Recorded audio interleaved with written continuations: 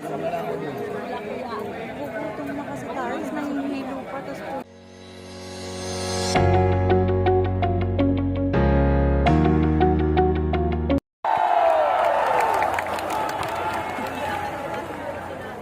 dugtungan ninyo ito. INC is for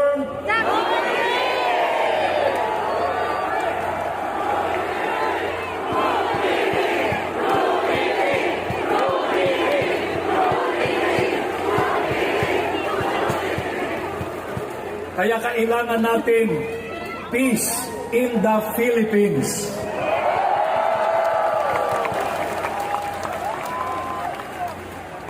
Bakit po ganito ang ating mga panawagan? Kasi ayaw namin ng kaguluhan, saan man ito panig manggaling. Ang nais natin ay, isigaw ninyo, kapayapaan!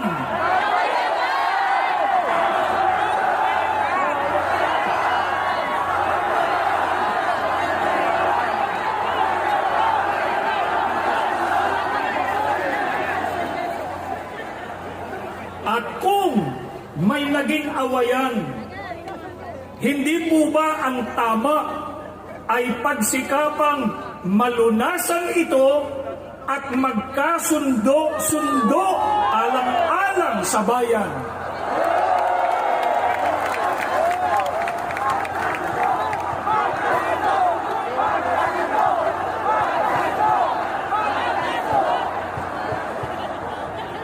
Sa pagkakaisa at sa kapayapaan, mananaig at mamamayani ang sambayanan.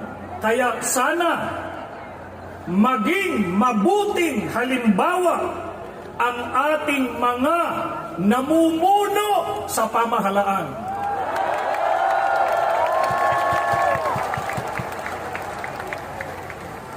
Sa ikapapayapa, ano po ang itinuturo ng Biblia na dapat gawin? Sa awit 34:14 ay sinasabi, lumayo kayo sa masama at gawin ninyo ang mabuti, pagsikapan ninyong kamtin ang kapayapaan.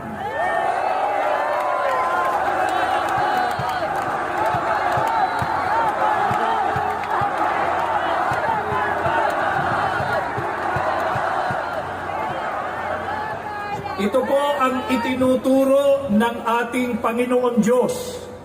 Ito po ang dapat nating gawin para kamtan ang kapayapaan, lumayo sa masama, at gawin ang mabuti.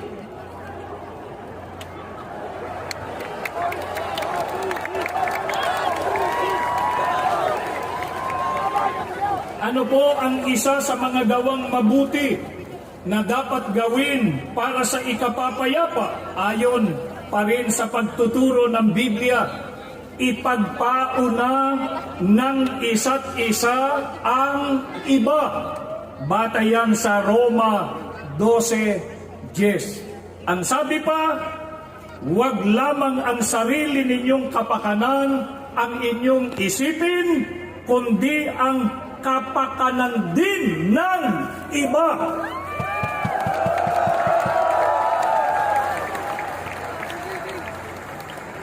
Yan ay nakabatay sa unang Korinto sa 10:24. Kaya para sa kapakanan ng kapwa-tao at mga mamamayan, dapat isang tabi ang mga pansariling kapakanan at mga personal na ambisyon.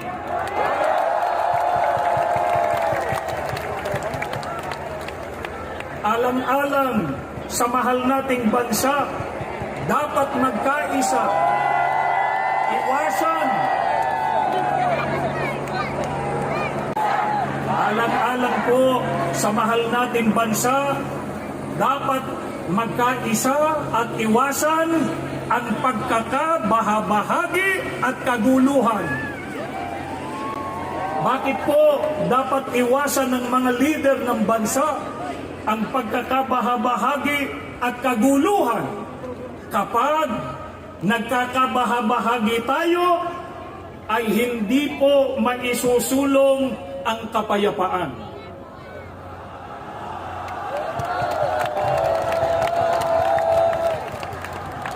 At kapag kaguluhan ang namayani, hindi po mahaharap ang paglutas sa mga problema ng bansa. Katulad ng pagtaas ng presyo ng bilihin, seguridad ng mga mamamayan sa mga tumitinding kalamidad, kakulangan sa hanap buhay, kriminalidad, insurgency, at marami pang iba. Ang mga ito'y nakapagpapalala lamang sa krisis pang-ekonomiya at nagpapabigat sa mabigat ng kalagayan ng pamumuhay ng karaniwang Pilipino.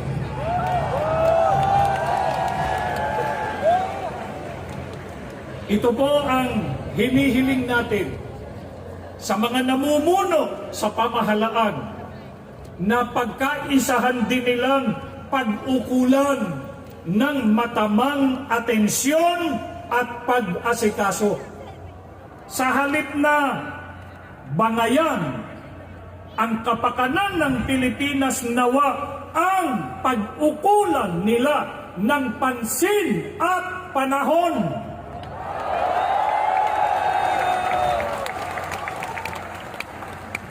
Kaya kahit matapos na itong ating isinasagawa ngayon, na sama-sama at mapayapang pagkilos para sa kapayapaan, ang ating mga panalangin sa Panginoon Diyos ay basbasan niya ang ating bansa ng kapayapaan.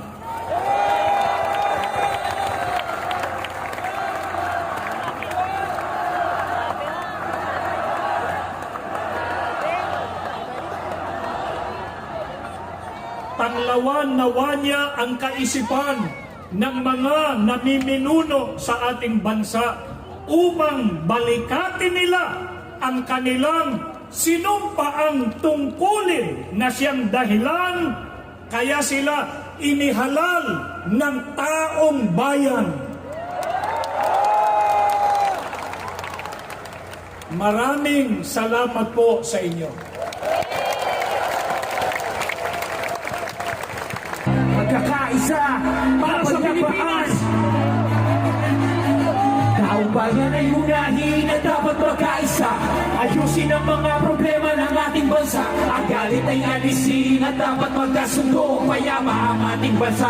Aseso at taong bayan ay unahin at dapat magkaisa. Hindi na pagkaaway at ang pagkakagulo. Ang galit ay alisin at dapat magkasundo. Payama ang ating bansa. Aseso at tayo. Hirapan sa bansa ay lumulubha pa. Kailangan harapin ang maraming nating problema. Maraming nabubutok sa Manila at probinsya. Maraming trabahante hindi sapat ang kinikita. Mabilang hindi sapat ang pagkain sa mesa. Kapag sila'y nagkasakit wala rin papahospital. Sa buhay ang hinapas sa matindi ang labidad. At tumataas maantas ng kriminalidad. Hindi mabuting panoorin na puro na ng amihan. Kaliwat ka ng batikos kabi-kabilang altinsan. At dapat asikasuhin at kailangan malunasan na iyong mga problema nagpapahirap sa ating bayan. Ating na panahon, pagkakaisa ang solusyon. Pagulungan tayo, ito ang kailangan ngayon. Dapat nagkakaisa para payapa ang bansa. Pagkakaisa ang kailangan, hindi pamumulitika. Bayan ay unahin na dapat magkaisa. Ayusin ang mga problema ng ating bansa. Ang galit ay alisin na dapat magkasundo. Kung payapa ang ating bansa, aseso nga tayo. Bayan ay unahin na dapat magkaisa. Itigil ang pag-aaway at ang pagkakagulo. Ang galit ay alisin na dapat magkasundo. Kung payapa ang ating bansa, aseso nga tayo. Alam mo ay pansinin ito aming sinasabi. Kapayapaan ito ang nais namin na mangyari. Dahil problema ng bayan ay napakarami. Itigil ang pangayan at pagkakabahagi ang bansa ay mayroon.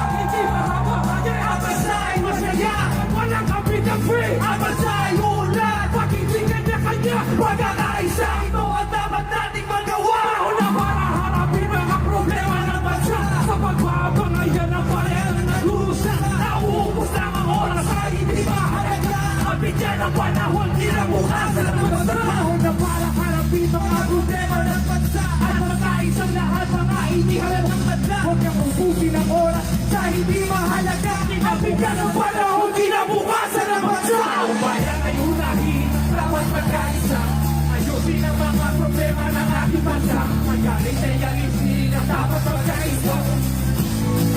Aasenso nga tayo, bayan ay unahin at dapat magkaisa. Itigil ang pag-aaway at ang pagkakagulo. Magaling ay alisin, dapat magkasundo. Kung payama ang ating bansa, aasenso nga tayo. Bigyan ang panahon, kinabukasan ng bansa. Tawag bayan ay unahin at dapat magkaisa.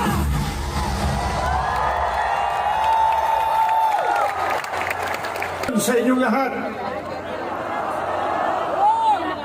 tulad po ng alam natin, ang layunin ng pambansang rally na ito ay para sa kapayapaan. Kapayapaan ng ating bansa. Ngunit, ang tunay na kapayapaan ay makakamtan lamang kung ang batas ay irerespeto at paiiralin. Hindi po tayo laban sa anumang proseso ng paglilitis, anuman ito.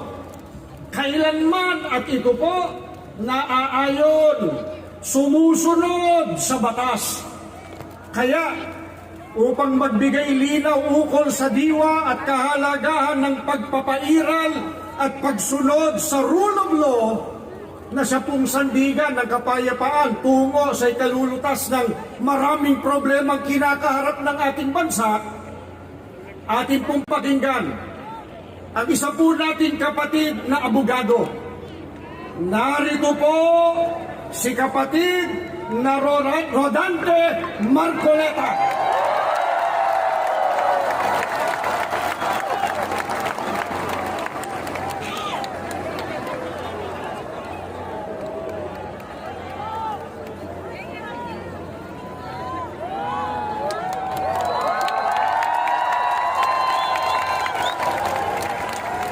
Okay pa po ba kayong lahat? Mga kapatid at mga kababayan, malinaw po nating narinig sa pambungad na pananalita ng kapatid na Edwil Sabala ang pinakalayunin ng malakihang pagkilos na ating sama-samang isinasagawa sa araw na ito. Nais nating katawanin ang nagkakaisang damdamin ng milyon-milyong Pilipino at isatinig ang kanilang pinag-isang mithiin para sa isang mapayapa at nagkakaisang Pilipinas.